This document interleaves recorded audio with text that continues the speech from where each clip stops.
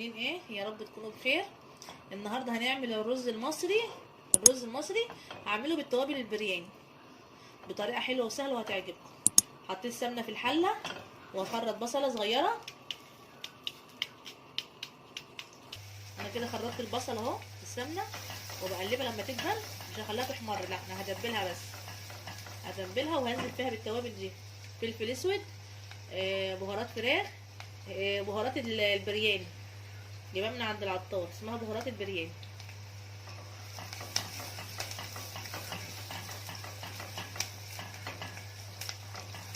انا كده هدبل البصله خالص. اول ما تدبل معايا هبتدي انزل بالرز. مش هحط التوابل في البصله، لا انا هحطها على الرز. انا كده اهو دبلت البصله، هنزل فيها بالرز. انا عامله كوبايتين رز، مش عامله كتير.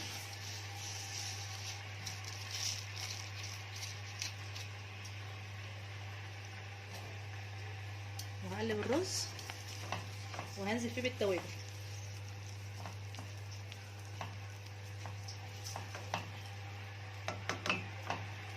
التوابل بتاعتي توابل برياني، اللي هي بهارات البرياني والفلفل الاسود وبهارات الفراخ.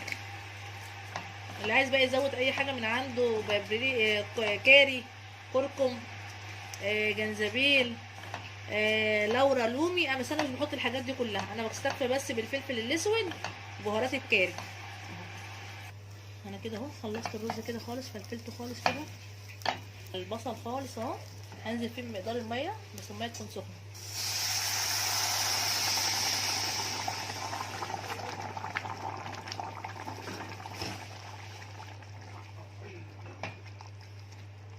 اهو انا كده اهو لسه المقدار بتاع الميه